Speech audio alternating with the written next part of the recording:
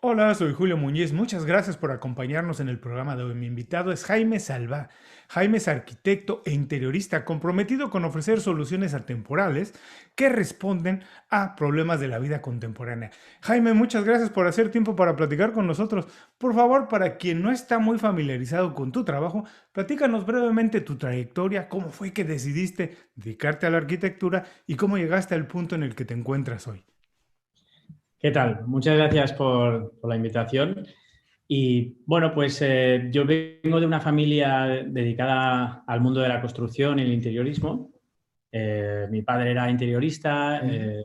mi abuelo era constructor, mi hermana también estudió interiorismo. Entonces, bueno, pues digamos que estaba en la familia y ya desde pequeño lo veía por casa y, y me puse a estudiar arquitectura, ¿no? Sin embargo, no fue hasta el segundo año de la carrera, más o menos, cuando empecé a tener la pasión por esta profesión. Ujú. Um, y ya, pues, digamos que creé mi propio camino, ¿no? Ya no solo era por un tema de que me tocaba hacerlo, sino que porque me gustaba. Y, y bueno, pues así empecé, ¿no? Y empecé trabajando en estudios de arquitectura mientras estudiaba la carrera, tanto en Palma de Mallorca, donde estoy ubicado, en España, como en Barcelona, también en España, donde estudiaba la carrera. Y, y luego, pues, cuando acabé la carrera ya, pues, tuve una experiencia en el extranjero y al regreso ya fundé mi propio despacho y hasta hoy. Sí, un poco resumido. Los arquitectos muchas veces vienen de familia de arquitectos porque no es una profesión fácil. Me imagino que es algo que se debe mamar en la casa desde muy pequeño, algo que ves. Y al mismo tiempo me imagino que cuando eres joven cuesta trabajo de pensar que te vas a dedicar a eso. Digo, no es una profesión fácil. Y al mismo tiempo como que uno de joven quiere desmarcarse de lo que hace el papá. ¿Cuándo dices que en el segundo año de la carrera fue cuando te empezaste a dar cuenta de la pasión que tenías por esta profesión? Porque además es una considerada una de las bellas artes. ¿Cómo te diste cuenta? ¿Cuáles fueron esas señales que dijiste, esto es lo mío, sí es mi pasión, sí me tengo que dedicar a esto, aquí es donde aporto más? Pues yo creo que era asistiendo a clases de profesores a los que admiraba, Ujú. porque muchas veces la educación que recibimos, sobre todo en España, ¿no? Es muy teórica Ujú. y muy poco práctica y, bueno, pues aprendemos a hacer números o memorizamos textos, pero sin ver ninguna aplicación, ¿no? Y, pero en determinadas asignaturas de la carrera, principalmente la asignatura que le llamamos proyectos, que es donde se proyectan, se diseñan edificios, Ajá. pues tener profesores que eran reconocidos arquitectos enseñándote cómo eran sus obras realizadas por ellos y asistiendo a conferencias de arquitectos muy reconocidos, ¿no? Ujú. Recuerdo haber asistido a conferencias de Eduardo Soto de Moura, de Jean Nouvel, de Francesc Mitjans, eh, que son arquitectos que son muy admirados mundialmente, ¿no? Y entonces quizás fue allí cuando me empecé a empapar de la profesión y a tener ganas de desarrollar mis propios diseños. Fíjate, es curioso. Yo la verdad, Jaime, es que hasta muy entrada ya mi vida, hasta ya ser prácticamente un adulto, empecé a tener conciencia de lo que es el diseño. Digo, desde niño hay cosas que te gustan, que empiezas a decidir que te gustan, pero hasta tener conciencia de lo que es diseño y pensar que todo lo que utilizamos en la vida, una silla, el ratón de la computadora, una taza, todo estuvo diseñado por una persona con el objetivo de que lo utilicemos y que haga nuestra vida o más fácil o más bella, ¿no? Incluso.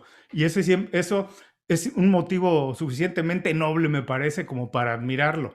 Y en el caso de los espacios de la arquitectura, te digo, también fue como hasta muy entrada ya mi vida adulta que dije, ¿por qué hay lugares donde me siento a gusto? Porque hay lugares donde me siento mejor, donde incluso soy más productivo, donde incluso soy más creativo. Y después empecé a leer un poco de todo esto del Feng Shui y cosas así que tienen que ver con el diseño de los espacios. ¿Te pasó a ti antes de estudiar la carrera? Digo, venías de una familia de arquitectos, pero ¿sentiste que también era algo que los espacios que se diseñaban, cómo estaba tu casa organizada por toda tu familia que tenía esto, influía de alguna manera hasta en tu estado de ánimo? Pues la verdad es que sí, porque yo recuerdo haber cambiado la distribución de mi habitación cuando era pequeño muchas veces.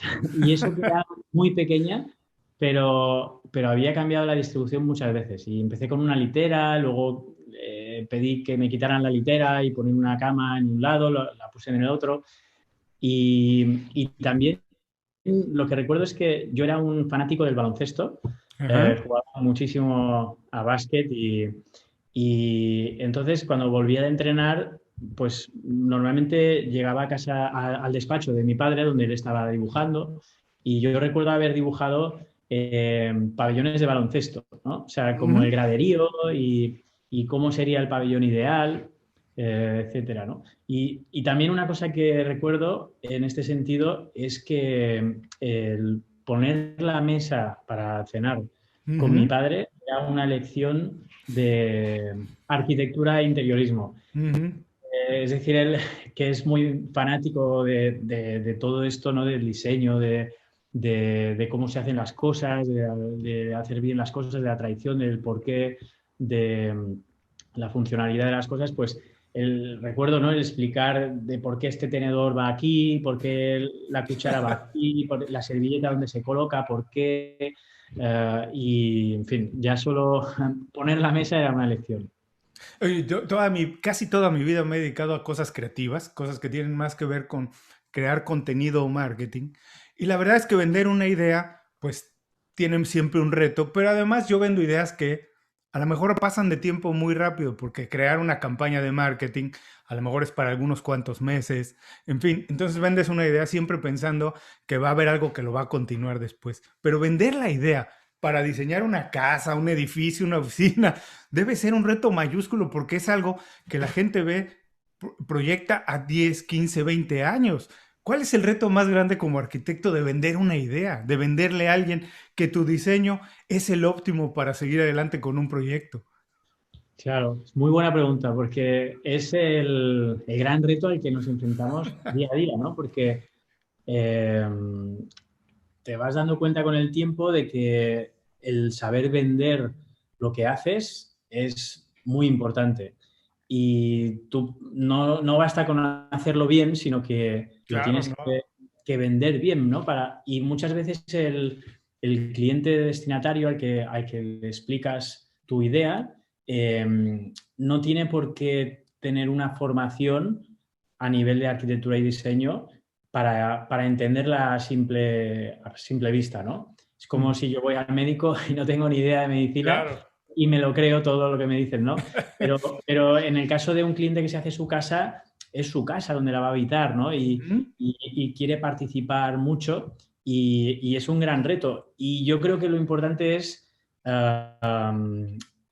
intentar ser lo más argumentado posible, ¿no? El proceso, explicar el proceso de dónde ha venido todo y que todo tiene un motivo, todo tiene una funcionalidad, ya sea por funcionalidad de usos espacial, por normativa urbanística, por estática, por lo que sea, ¿no? Y intentar demostrar que no existe otra opción mejor.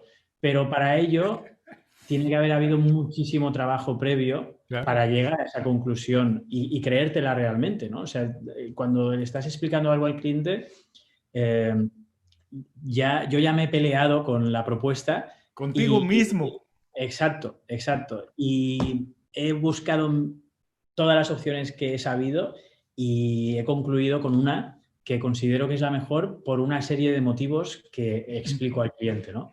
Y cuando lo vas acotando de esta manera, pues funciona mejor. ¿Y cómo haces ese proceso de, como decías, me interesa mucho esto, si puedes ahondar un poquito más eso de pelearte contigo mismo? ¿Utilizas como pensamiento lateral, estar cuestionando todo lo que diseñas una y otra vez hasta decir, hasta llegar a este punto que dices, esta es la mejor solución para este espacio? Sí, sí, la verdad es que cuando se arranca un proyecto de cero, cuando un cliente te da un solar vacío y tienes 3, 4 semanas para presentarle un proyecto totalmente definido con plantas de distribución, volumetrías en 3D, materiales, etcétera, pues claro, se convierte en una obsesión. O sea, no, Ujú, eh, yo no paro de pensar en ello, ¿no? Porque hay infinitas soluciones, hay muchas maneras de hacerlo bien y muchas maneras de hacerlo mal ujú, también, ¿no? Entonces, eh, es, es como un puzzle en el que vas buscando la mejor solución y, bueno, pues el proceso arranca sobre todo para tener muy claro cuáles son todos los requerimientos, ya sean los que vienen de parte del cliente, las necesidades que quiere, pues si se trata de una vivienda, pues número de habitaciones, cocina abierta, pues me gusta cocinar y la cocina grande, necesito un despacho en planta baja porque trabajo en casa, tengo un perro, etcétera, ¿no? ujú. Primero el programa, escuchar un poco sus ideas, pero ponerlas en duda todas, porque yo lo que quiero saber es cuántas personas van a habitar, y cuál es su objetivo final, pero sus ideas previas me interesan como anécdota, y las tengo muy presentes, pero las pongo en duda, porque yo muchas veces mi trabajo es enseñarles lo que ellos todavía no saben, ¿no? Claro. Y entonces, esto por una parte, por parte del cliente, luego por parte de la normativa urbanística, que es muy estricta, necesito obviamente tener todo clarísimo y luego lo que dice la propia parcela, ¿no? Ujú. Pues si tiene pendiente, si tiene vistas a un lado, si el sol va por un lado, si hay ruidos, si este edificio me tapa, si aquí hay un árbol que quiero ver o que no quiero ver.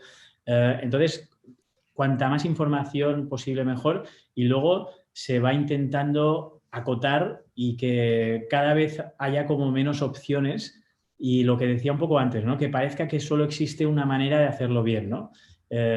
Diciendo, bueno, pues obviamente ahí está el mar, me tengo que enfocar al mar, pero aquí tengo un vecino que me tengo que tapar para ganar privacidad. Entonces aquí, pero hay una autopista y tengo ruido y aquí la normativa me dice que no me puedo pasar de esta altura. Entonces vas acotando y normalmente empiezo trabajando en planta, distribuyendo en planta, porque el uso residencial es muy milimétrico, ¿no?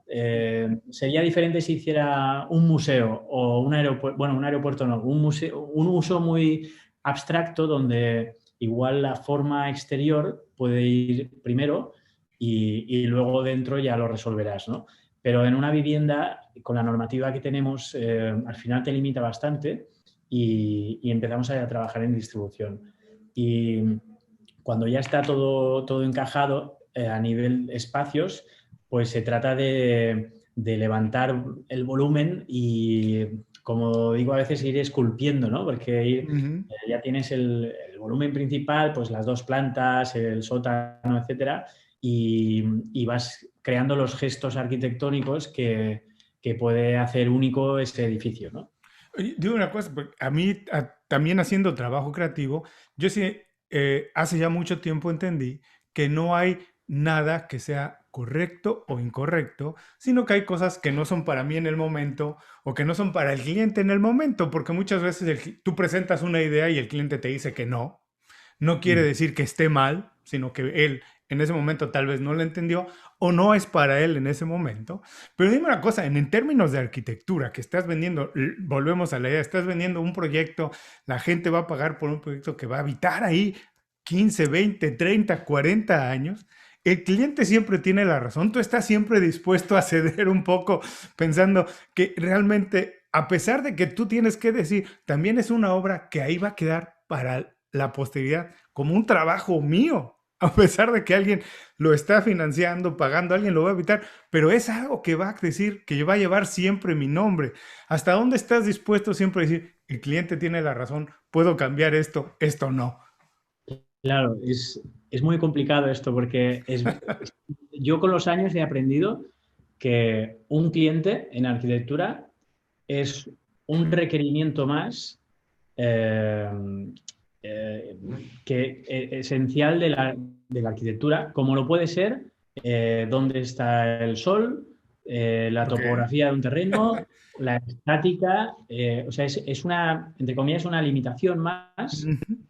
a la que nos tenemos que adaptar. O sea, no puede ser que el tipo de arquitecto cuando nos estamos quejando constantemente de que es que el cliente no me deja hacer esto, es que yo iría por allí, pero es que no puedo porque me conducen por Claro, otros sitios. No, es lo que hay. Sin clientes no podemos trabajar. Al contrario de un pintor que es más asequible comprar un claro. lienzo y hacer lo que quieras, en nuestra profesión necesitamos a alguien que compre un solar y que nos lo encargue el proyecto, ¿no? Entonces hay que saber gestionarlo, ¿no? Y yo creo que es verdad, estoy de acuerdo contigo lo que decías de que no hay cosas correctas o incorrectas.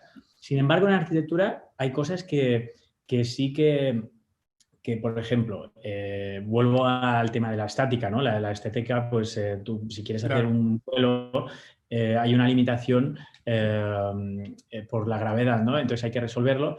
Pero también, por ejemplo, no sé, se me ocurre un pavimento exterior que está al lado de una piscina, tiene que ser antideslizante, sí o sí. Claro. Independientemente de si tu cliente dice que le gusta más otro pavimento, ¿no? Ujú. Eh, pueden ser muchos pavimentos, pero tendrá que ser antideslizante, ¿no? Pues como este criterio hay muchos que sí que dependen de unas limitaciones que existen, ¿no? Sin embargo, hay otros que son totalmente subjetivos y que puede opinar mucha gente y Claro. pueden hacer de muchas maneras. Entonces, claro, yo cuando un cliente viene con una idea muy establecida, incluso con algún plano, muchas veces lo que hago es hacer su propuesta y hacer la mía, ¿no? Y un Ujú. poco para luego comentarla. Sopesar, comparar. Exacto. Hay veces que la suya es buena y se puede desarrollar. Otras veces no. Pero para poderlo explicar a un cliente que ha hecho esa propuesta durante un fin de semana entero Claro.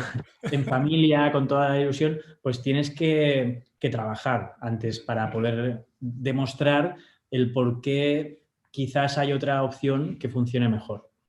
Me gustó mucho esto que dices, que para ti, cuando trabajas un proyecto, el cliente es uno de los elementos más, o sea, consideras, por ejemplo, el espacio, el terreno, el presupuesto que tienes para hacer la obra, y también como uno de esos elementos, bueno, me imagino que todas las reglas que existen en cada ciudad de hasta dónde puedes, la altura que puedes construir, X, Y o Z, uno de esos elementos más es el cliente. Y tienes que lidiar con eso, llevarlo también para considerarlo como parte del proyecto. Ahora dime una cosa, en estos últimos años que tanto se habla también de energías renovables, de hacer las casas como, con líneas mucho más sencillas, más sinceras, ha cambiado mucho la arquitectura en este sentido por elementos que son ajenos a la arquitectura como las energías renovables, como buscar que los terrenos no se construyen en todas partes, ciertas alturas, en fin, ha cambiado mucho la arquitectura por cosas que son ajenas a la arquitectura. Bueno, el tema de la sostenibilidad, por ejemplo, Ajá. eh, a ver, es algo que se comenta mucho últimamente, pero es que para mí no tendría que ser una moda. Para mí Ujú. es también forma parte de la buena arquitectura. Claro. Y de hecho, la arquitectura vernácula, la de toda la vida, la que se hacía desde hace siglos, es la más sostenible de todas, porque no tenían medios para poder climatizar espacios ¿No? interiores. Ujú. No es como ahora que podemos tener una vivienda totalmente acristalada y ya Ujú. encenderemos el aire acondicionado o el suelo radiante y a base de pagar energía y facturas de luz y tal, pues ya conseguiremos el confort interior. Cosa que está contaminando el mundo y por eso ahora está de moda la sostenibilidad, para intentar Ujú, frenarlo. Pero la arquitectura vernácula claro. se resolvía con el diseño, con muros de gran espesor para inercia térmica, en zonas donde hacía mucho calor, pues con ventanas pequeñas para que no entre el sol, porque el vidrio no estaba aislado. Sin embargo, en zonas de mucho frío, pues vidrios grandes para que entre los rayos del sol y caliente en el interior, ventilación cruzada, orientaciones al sol adecuadas. Entonces, debería pertenecer al buen diseño independientemente de las modas, ¿no? Claro. Sí que es verdad que últimamente han cambiado algunos aspectos de la arquitectura. Por ejemplo, si continuando con el uso residencial, pues la cocina tiene un papel muy importante hoy en Claro. día. Son cocinas casi siempre abiertas, en donde cocina, depende del tamaño de la vivienda, ¿no? Pero antes era habitual a veces tener como una persona de servicio que tenía una Mm, habitación muy pequeña detrás de la cocina estaba totalmente independiente al resto de la vivienda.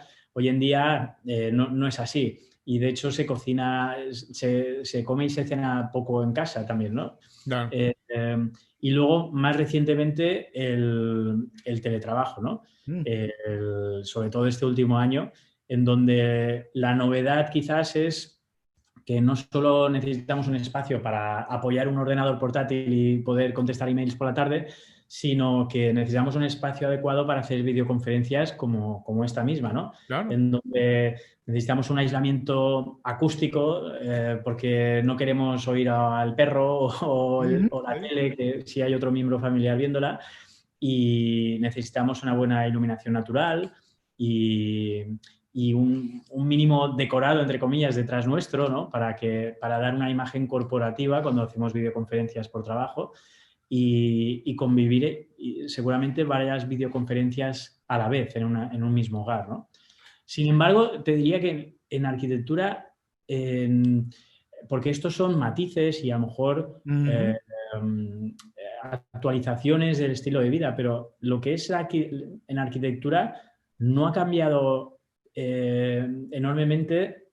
Quizás la última vez que cambió fue cuando se pudo utilizar el hormigón armado para construir, con lo cual ya no eran necesarios muros de carga, sino que podíamos hacer pilares puntuales, lo que ujú. permitía tener espacios iluminados y irnos en altura y hacer edificios altos también con la aparición del ascensor. Pero esto hace ya más de un siglo y no ha cambiado en exceso y ahora se están estudiando nuevos materiales como por ejemplo uno de ellos es el grafeno, que es un material moldeable, más transparente que el vidrio y 200 veces más resistente que el acero. Wow. Esto si llega a industrializarse y a formar parte como un material común de la construcción, porque hoy en día es muy caro generarlo y no es viable, pues esto sí que podría cambiar la arquitectura. Wow. Oye, qué interesante que cuentas esto del video. Y fíjate, curioso, se me acaba de ocurrir dos cosas. Que recientemente terminé de leer la biografía de Steve Jobs, que escribió Ujú. a Walter Isaacson, y me parece que había dos cosas fundamentales de Steve Jobs que realmente determinaron mucho su trabajo y el desarrollo de la compañía de Apple.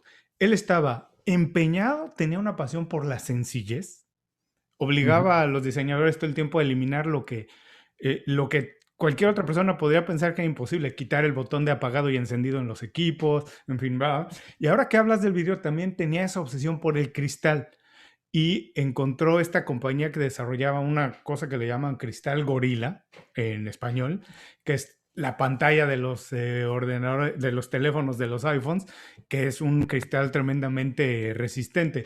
Pero se me ocurre preguntarte si hay cosas, por ejemplo, que no son de arquitectura, como esta visión de Steve Jobs que tenía del diseño, que también tienen que ver en el desarrollo y en cómo la arquitectura se ha ido transformando a lo largo de los años. Si alguien como la visión de alguien como Steve Jobs también tiene que ver o va moldeando también las, digamos, las tendencias de arquitectura que hoy vivimos. Pues sí, realmente, claro, es decir, yo creo que hay como dos campos diferentes, ¿no? Uno es como las mejoras que se le van haciendo a algo, a la arquitectura en este caso, ¿no? Y luego otro es un cambio drástico en la arquitectura, ¿no? Por Claro, ejemplo, hablas de Steve Jobs cambió el mundo porque creó cosas que no existían antes, ¿no? claro. Sin embargo, desde que falleció, pues se han mejorado iPhones, se han mejorado iPads, pero no se ha inventado nada que no existía antes, Ujú, ¿no? cierto. Eh, entonces, en este sentido, pues yo creo que sí que a nivel de instalaciones las viviendas han mejorado muchísimo. La domótica hoy en día es una pasada. La iluminación también ha Ujú, avanzado muchísimo con la aparición de la iluminación lineal, los ujú. LEDs, que da muchísimas opciones a nivel de interiorismo. Y, pero, sin embargo, vivimos más o menos bastante parecido hace un siglo, ¿no? Claro, Más totalmente. cómodos, pero parecidos. El estilo de vida sí es parecido. De hecho, yo estoy convencido que las necesidades humanas siguen siendo las mismas que hace cientos de años. En Sí. realidad, siguen siendo exactamente las mismas y los eventos que transforman nuestra vida o que marcan nuestra vida siguen siendo más o menos los mismos que deben hace, como dices, hace 100, 200 años, que eran desde decidir a qué te vas a dedicar, qué profesión vas a hacer, cuando te casas. Son eventos que transforman tu vida realmente, ¿no? Tener un hijo, cosas así, que comprar una casa, por ejemplo, pero son pequeñas cosas que no han cambiado mucho, entonces vivimos más o menos igual. Y en este sentido, el último año que vivimos todos, dependiendo dónde estemos en el mundo, más o menos encerrados, ¿cómo ha cambiado el diseño de la arquitectura? ¿Crees que es una tendencia que se está empezando a ver más y se va a ver más esto del teletrabajo? ¿Va a ser más exigido? ¿Va a ser más solicitado por los clientes tener un espacio específico en la casa? ¿Cómo va a cambiar también el diseño de las oficinas, no solamente de las casas? ¿Tú crees que sí se va a empezar a ver una tendencia en términos de cómo se está cambiando la dinámica social y el trabajo, la vida? Sin duda, porque, por ejemplo, para ponernos en contexto, ¿no? Como decía, yo Ujú, estoy en Mallorca, que es una isla en el Mediterráneo. Hacemos en mi despacho, sobre todo, vivienda unifamiliar para clientes extranjeros, ¿no? ujú, Y normalmente eran clientes que tenían su segunda residencia en Mallorca, pero ujú, trabajaban pues en su oficina en Alemania, en Inglaterra, bueno, pues venían en verano o algún fin de semana, y a veces pues cada vez el fin de semana era más largo, a lo mejor, pues de jueves a ujú, domingo, etcétera. Pero era la segunda residencia aquí. Y yo creo que ahora la tendencia va a cambiar y lo que era la segunda residencia se va a convertir en la primera, ujú. y van a ir a su país de origen pues cada 2 semanas para una reunión importante o lo que sea, pero no tienen necesidad de vivir allí si ellos desean estar aquí en una casa Ujú, más grande, con piscina, con jardín, con la playa, haciendo deporte al aire libre, con un clima mejor que el que tienen en su país de origen, ¿no? Entonces, para ello es imprescindible el poder trabajar en casa, ¿no? ujú. Y lo que decía antes, para mí el gran cambio de trabajar en casa es el tema de las videoconferencias, porque Ujú. trabajar en casa, ¿quién no ha trabajado en la mesa del Claro, comedor alguna vez, claro. ¿no?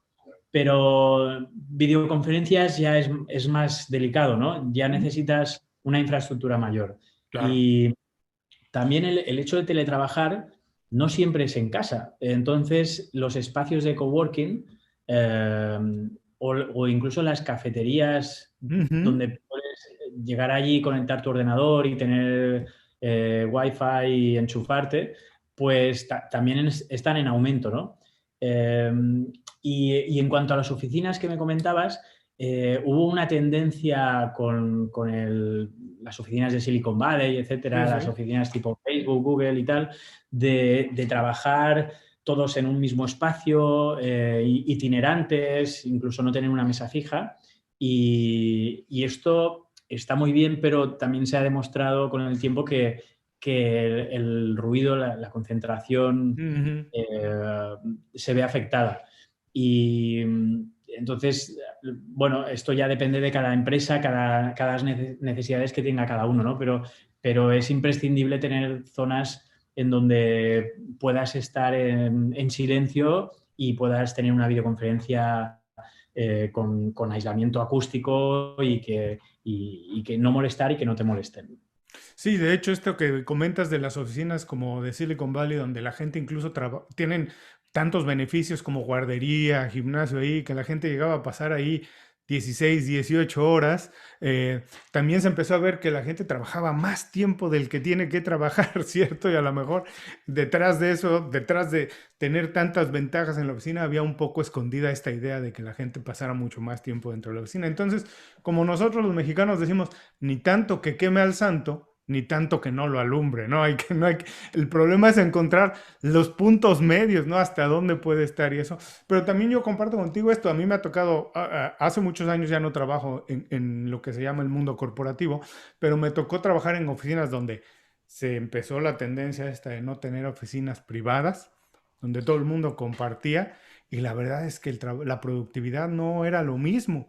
Muchas veces la gente cuando tenía que hacer un trabajo importante prefería quedarse en casa y hacerlo desde casa porque necesitaba concentración, tener un espacio aparte. Cuando tú diseñas un espacio, ¿qué es lo más importante, Jaime? ¿Cómo empiezas? Digo, además de todo lo que ya nos contaste de tener que considerar el, el- el espacio, el terreno, eso, pero ¿tú qué piensas que es lo más importante al diseñar un espacio? Que sea, que a la gente le haga sentir bien, o cuál es tu objetivo final en términos generales como arquitecto. Yo creo que la funcionalidad Ujú, es imprescindible, ujú, eh, porque hablabas antes del diseño, ¿no? ujú, De los objetos y eh, un buen diseño, si no es funcional, no es diseño, es entonces en arquitectura con más motivo, ¿no? Entonces el espacio funcional, pero incluso ir más allá de lo funcional. Es decir, no simplemente que funcione bien, sino que darle un valor añadido ujú. que depende del espacio, se puede sacar o no. O sea, es decir, es como, es como en música cuando dicen que lo importante es hacer una buena letra, luego una buena música y tal, pero lo más importante es algo que nadie sabe lo que es, pero que es lo más importante, ¿no? Entonces, esto es un poco lo mismo, se aplica a cualquier arte, ¿no? Por llamarlo de Ujú, alguna manera. Eh, y luego, eh, y en el caso del uso residencial, que es el que más realizamos en el despacho, yo creo que las casas tienen que ser totalmente acogedoras, es un ujú, hogar. ujú, Y hay veces que hay estilos arquitectónicos que arquitectónicamente son muy interesantes, pero no son acogedores. ujú. Y para un restaurante que vas un rato o para un hotel que pasas una noche o dos, está bien, pero para un hogar de una familia nunca hay que perder el punto de vista de lo acogedor que tiene que ser un espacio. Mira lo que acabamos de vivir, gente que tuvo que verse obligada a estar semanas encerrada en casa y si su espacio no era acogedor, qué difícil pasar el tiempo así. Exacto, sí, sí, sí. Y además, para que sea acogedor, se tienen que dar muchas circunstancias, ¿no? Pero hay algunas que son imprescindibles, que algunas de ellas están reguladas por la normativa, Ujú, pero es decir, luz natural, ujú. ventilación natural, ventilación cruzada, pues espacios con un mínimo de tamaño, las circulaciones, ¿no? Es decir, por poner un ejemplo, a mí me gusta que cuando diseñamos una vivienda, el salón donde la familia va a descansar y va a ver la tele, etcétera, me gusta que esté como al final del recorrido para que no haya circulaciones por el medio, no haya para tener que ir a una estancia que está después del salón, no esté cruzando gente, ¿no? Entonces, esto no lo regula la normativa, pero Ujú. hay que tener un poco de conciencia de qué espacio estás diseñando para darle el máximo posible, ¿no? Oye, rápidamente vamos para todas las personas que nos están escuchando que a lo mejor ahora no están en la posibilidad de hacer la casa de su sueño, eso, pero ya viven en una casa o rentan un apartamento o casa. Danos 2 o 3 pequeños tips, así como esto de la iluminación y cosas, para hacer el espacio donde hoy viven, hacerlo un poco más acogedor, de que se sientan más a gusto. 2 o 3 pequeñas cosas que para que para ti son muy fáciles de ver, pero para nosotros que no estamos tan acostumbrados a esto, a lo mejor no lo vemos de manera tan inmediata. Claro, pues obviamente depende de qué caso, ¿no? Si es un piso Claro. pequeño, un piso grande. Pero bueno, diría, me repetiría en Ujú, luz natural, en ventilación natural, en ventilación cruzada. Es muy importante tener aperturas en lados opuestos para ok. que al abrir circule el aire y se renueve. Y Ujú, esto evita dolores de cabeza y hace tener una sensación mejor. Eh, y luego, pues igual diría materiales naturales, ujú, eh, es decir, pues piedra, madera, eh, es decir, siempre y tonos neutros, quizás, ujú, sobre todo para un hogar.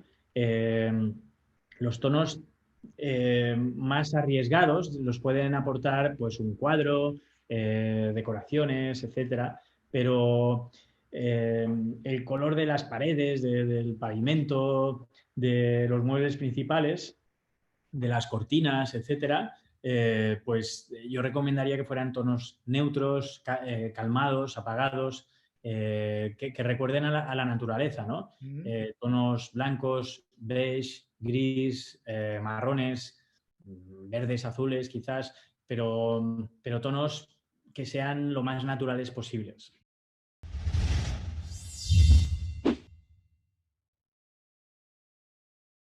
Gracias por seguir con nosotros. Estoy platicando con Jaime Salva. Jaime, vamos a entrar a la segunda parte de la entrevista. La primera ha sido, la verdad, una clase muy bonita y muy atractiva de lo que es la arquitectura, el diseño para todos los que todavía no deciden si es algo que quieren estudiar o que quieren diseñar o cambiar a lo mejor un poco los espacios de su casa o están buscando la oportunidad de mudarse a otra casa. Échenle una escuchada otra vez a la entrevista porque Jaime nos ha dejado muchos tips, muchos consejos que vale la pena escuchar más de una vez. Ahora lo que quiero es concentrarme un poquito más en Jaime, el arquitecto, saber un poco más de él, de cómo ha hecho lo que ha conseguido a partir de hábitos, de cómo ha trabajado, cómo organiza sus días. Lo primero que quiero preguntarte es, ¿qué hábito personal consideras que ha sido el que más te ha ayudado a conseguir los logros que has alcanzado? A lo mejor es un hábito muy fácil de desarrollar, que las personas pueden desarrollarlo rápidamente, pero a ti te ha ayudado mucho a conseguir los logros que has alcanzado.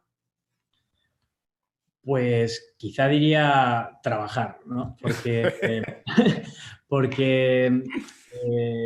es decir, un poco la capacidad de, independientemente de si las cosas están saliendo bien o están saliendo mal, Ujú. pues creer en uno mismo y seguir trabajando, ¿no? Creyendo que, bueno, pues esta ha salido mal, pero a la siguiente va a salir bien y, y, en fin, o sea, ser el que... A mí me gusta pensar a veces cuando salgo muy tarde del despacho o entro muy pronto, ¿no? Pensar, bueno, es que no hay nadie de mi competencia que ahora mismo esté trabajando, ¿no? Entonces, Claro. eh, es como, es la manera, la única manera, la mejor manera de sacar ventaja a la competencia, entre comillas, ¿no? Muchas veces con presentarse todos los días y presentarse a tiempo ya estamos adelante del 80-90% de la competencia. Así de fácil es, pero tiene algo que ver que no es nada más presentarse. Le decías de levantar, una vez salió bien, pero la próxima saldrá, perdón, esta vez salió mal, pero la próxima saldrá bien. También habla de resiliencia, ¿no? De decir, bueno, voy a intentar otra vez, regreso mañana otra vez a las 8 de la mañana y tengo que volver a hacerlo. Ahora, por favor, platícame alguna decisión que hayas tomado, puede ser de trabajo, personal, que en ese momento te haya costado mucho trabajo, no sabías qué hacer, pero al tiempo, en retrospectiva, te das cuenta que fue una muy buena decisión. Me vienen varias a la cabeza. Ujú, Una de ellas fue irme al extranjero. Estuve trabajando un año en Estados Unidos ujú, y, y para el tipo de cliente que tengo hoy en día Ujú. en Mallorca, donde tengo el despacho, que es el cliente extranjero, es imprescindible el idioma, poder hablar inglés y relacionarse con extranjeros, ¿no? Entonces, eso, digamos que al acabar la carrera, irme a California un año a trabajar, ha sido fundamental, ¿no? Mm, Y, y luego quizás la otra sería no tener socios, ¿no? ok. No tener socios por igual, porque sí que empecé con un socio durante 3 años, pero, pero luego, bueno, pues mi socio se decantó por la docencia y cuando me quedé solo me daba mucho vértigo, porque además Mm, coincidió con la crisis económica del año 2010, 2010, 11, 12, bueno, duró bastante. sí, Y entonces, bueno, pues quedarte solo, sin alguien con quien compartir las penurias de la claro. crisis que estamos pasando, pero sin embargo con el tiempo es lo mejor que me ha pasado porque me ha permitido poder tomar mis propias decisiones sin Mm, tener que consensuarlas con nadie. Y creo que esto es lo que hace sacar el mayor potencial de cada uno. Muchas veces cuando tienes un socio por igual, a no ser que los roles estén totalmente repartidos y sean muy diferentes, pero si es por igual, en mi caso, pues tener otro arquitecto, mm. cada decisión hay que consensuarla, ¿no? Y al final vas por, se adoptan criterios que están en la media, ¿no? O sea, contentando un poco a cada uno y no te permite tomar algunas decisiones que a lo mejor pueden ser arriesgadas en algún momento o, o saber que si te equivocas, pues te equivocas contigo mismo, ¿no? Pero Ujú. no tienes que dar cuentas a nadie. O, por ejemplo, si estás un domingo entero trabajando, no tienes que estar pensando, joder, estoy aquí pringando y el otro, Exacto. no. O al revés. O Claro. si un lunes me voy de viaje, pues no tengo que sentirme culpable, ¿no? Ya, mira, qué interesante porque creo que en términos generales las personas cuando están empezando un proyecto a emprender, como emprendedores, como empresarios, tenemos la tentación de empezarlo con alguien más. A lo mejor es de manera eh, inconsciente la inseguridad de hacerlo solos, pero qué bueno que nos platicas esto de decir, no, hay que animarse porque además te retas tú solo y te obligas a desarrollar y crecer más. Pero puedes profundizar un poquito más en la otra historia. ¿Por qué te costaba trabajo decidir ir a vivir al extranjero un tiempo? ¿Cuál era lo que te hacía difícil? Yo también comparto que siempre vivir fuera del lugar donde naciste, donde has pasado la mayor parte de tu vida un tiempo, te obliga a crecer. Desde no saber dónde ir a un médico, cosas que ya tienes tan fáciles, tan echadas a andar en tu lugar de origen, cosas tan fáciles que se vuelven difíciles en otro sitio, te obligan a crecer. Pero puedes profundizar un poco más por qué te costó trabajo en ese momento ir a California. Bueno, pensándolo mejor, no me costó mucho, ¿eh? Porque, bueno, costó el materializarlo. Claro. La idea vino en el transcurso de la carrera universitaria, Ujú. pues fue como tener un objetivo, ¿no? De decir, bueno, si algún día acabo la carrera, quiero irme y, bueno, pues California es como un sueño, ¿no? Porque Claro. como las películas y tal, y además unía todas mis pasiones, ¿no? El baloncesto, pues podía ver NBA, la música, Playa. que música, pues soy fanático de la música también y luego la arquitectura. Entonces se convirtió como en el objetivo a conseguir. Y sí que es verdad que luego no es fácil materializarlo porque sin Ujú. conocer a nadie allí ni hablar el idioma, pues conseguir que te contraten no es fácil. Y lo que hice fue primero irme 3 semanas y yo estaba trabajando ya en Mallorca, había terminado la carrera justo en ese momento y, y me fui de viaje 3 semanas y había organizado 10 entrevistas, pero había enviado centenares de emails Mm. con mi currículum y mi carta de presentación, etcétera. Y gracias a Dios, San Francisco, que es donde fui, Ujú. y todo ese valle, pues Hermoso. la gente es increíble Mm, y recibe muy bien a la gente que viene de fuera, ¿no? Porque su cultura es recibir a gente que así viene de es. fuera. Y entonces, pues conseguí tener las entrevistas que quería y, bueno, pues tener el trabajo en el despacho que más me gustó. Bueno, Y esta idea de salirte de la zona donde estabas, siempre, como dices, obligarte incluso a buscar citas, entrevistas con un idioma que a lo mejor no, en ese momento no manejabas al 100%, siempre es interesante. Yo siempre lo recomiendo para todo el mundo que lo hagan, de verdad, a cualquier lugar que puedan irse, siempre es importante. Ahora, Jaime, por favor, recomiéndanos. Ya nos dijiste que eres fanático de la música, si quieres recomendarnos algo de música que utilices para trabajar, pero también si puedes recomiéndanos un libro, película, lo que tú quieras recomendarnos, pero dinos por qué no lo recomiendas, para que las personas que nos escuchan lo puedan utilizar como una fuente de inspiración o de información.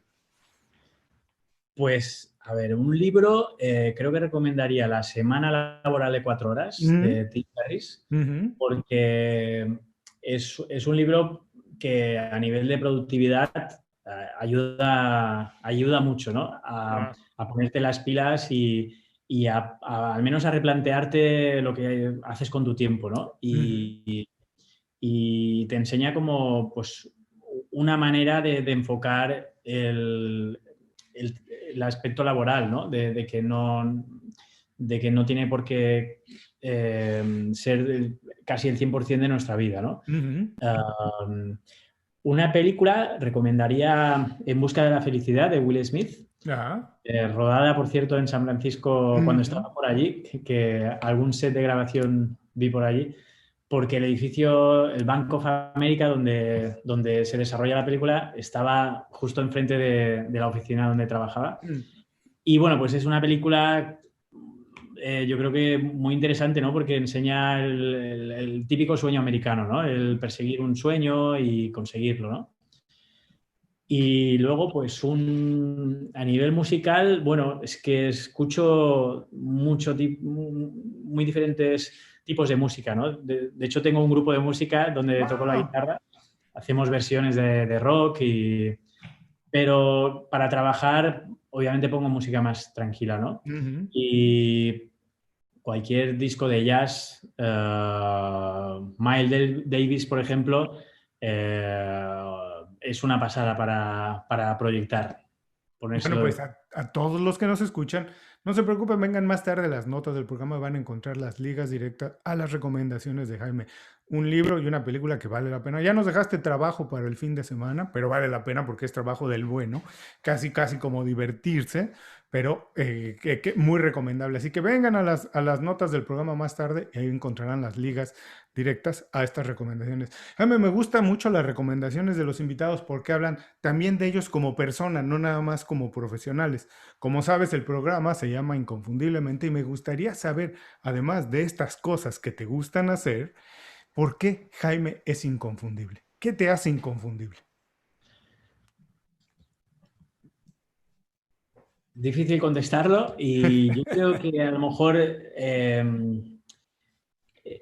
yo creo que los clientes cuando acuden a nuestro despacho ven a alguien en quien puede confiar, Ujú, en alguien que lo va a dar todo por ellos, ¿no? Y que muy relacionado con ello está la pasión que hay detrás, ¿no? En este caso por la arquitectura, ¿no? Y, en fin, o sea, seguramente sería esto, ¿no? Que voy a darlo todo por ello, ¿no? Por el proyecto en el que estoy haciendo. Eh, digamos, el eslogan sería In love with your project, ¿no? buenísimo, bueno, pues Enamorado mira, bueno, ahí tienen. Ahora, por favor, ya nos escuchó las personas, ya han compartido con nosotros todo este tiempo, pero si tienes la oportunidad de dejarles un mensaje que se queden de esta conversación, ¿con qué idea te gustaría que se queden de esta conversación? Quizá por un par de comentarios que han surgido, pues el hecho de que qué bonito es dedicarse a lo que te gusta, ¿no? Sí. Eh, porque es la manera en la que puedes dar lo mejor de ti mismo. Es un privilegio. Muchas personas no se han dado cuenta de porque no lo hacen todavía, pero el día que de verdad tienen Se necesita un poco de sinceridad, honestidad. Muchas veces se confunde la comodidad con el progreso y están cómodos en algún lugar porque tienen un sueldo, lo que sea, pero no están haciendo lo que quieren. Cuando lo hacen, de verdad se siente una cosa completamente diferente. Así que comparto contigo este mensaje, si se quedan de esta entrevista, de esta plática. Sea lo que sea, en el momento que sea, intenten, hagan lo que realmente les gusta hacer. La vida se ve completamente distinta. Jaime, te mando un abrazo. Muchísimas gracias por el tiempo para platicar con nosotros. Espero que la próxima vez sea en persona. Ya sea que me visites aquí en Miami, te llevaré a la playa. No es California, pero también tenemos música, playa, también tenemos básquetbol.